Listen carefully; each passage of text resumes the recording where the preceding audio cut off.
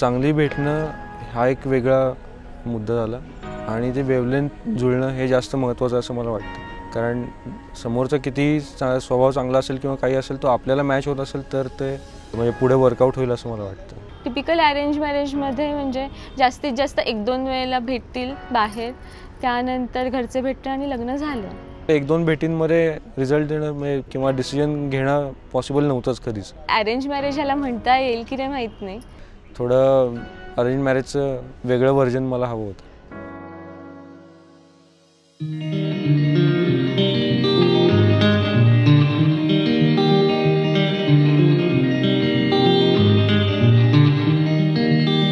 तेरे हवाले है ये जिंदगी मेरी, तेरे उजाले से सब राहें हैं यहाँ, अपने नसीब का मैं बादशाह नहीं, तू मेरी शाम है तू ही मेरी सुबह, तूने कहा मैंने सुन लिया, तूने कहा मैंने सुन लिया. मला फोन आला, प्रतीक्षा घरी पेरेंट्स येणार आहेत, आज आपले पेरेंट्स भेटणार आहेत, आधी मला तुझ्याशी काहीतरी बोलायचं आहे. आर्किस कॅफेमध्ये ग्राउंड फ्लोअर आहे आणि फर्स्ट फ्लोअर आहे. मी सेक्शन बुक केला होता तो फर्स्ट फ्लोअरवर असा होता की स्टेअरकेस चढून आल्यानंतर माणसाला मागे बघायला लागेल.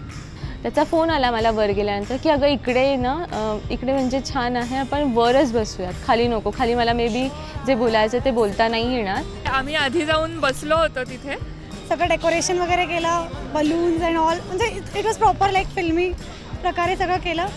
मग मी वर गेले आणि त्याची अरेंजमेंट अशी होती की जिने असे स्ट्रेट चढल्यानंतर मागच्या साईडलाच सगळी अरेंजमेंट होती.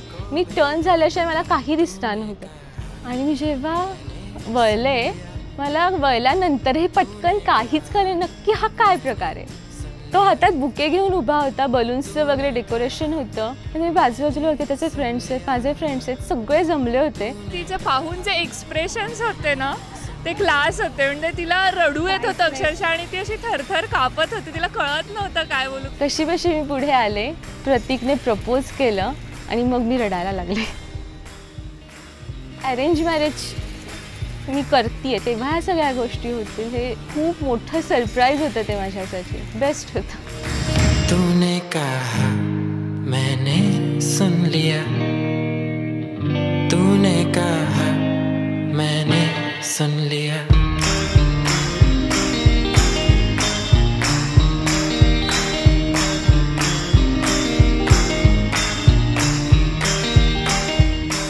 सॉर्ट ऑफ सगळ्या डेट्स झाल्यात. मूव्ही डेट झाली आमची, ब्रेकफास्ट पासून डिनरपर्यंत, एकदा आईस्क्रीम खायला भेटलो होतो, लॉंग ड्राईव्ह वगैरे सगळं करून जातो. पण ते आम्ही घरी सांगितलं नाही, कारण नॉर्मली असं असतं ना, दुसऱ्यांदा भेटलेत अजून भेटतात मग ठीक आहे आता आपण बघूनच टाकू वगैरे. एवढं सिक्रेसी मला माहीत नाही कोण मेंटेन करते की नाही.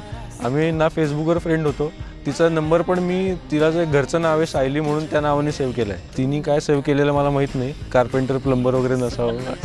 त्याचे जोक्स जे चांगले वाटले, टॉप ऑफ द माइंड होते ते टाकून बघितले. म्हणजे तिला अजूनही जोक्स माझे कळायला थोडा वेळ लागतो, नंतर मेसेज वगैरे येतो की आता कळालंय, हसले वगैरे. दरवेळेस म्हणते तू अरे ॲटलिस्ट कधीतरी मला चहा तरी बनवून दे. काही शेफ असतात जे वरच्या क्लासचेच असतात. मी स्वतः केक बनवला होता.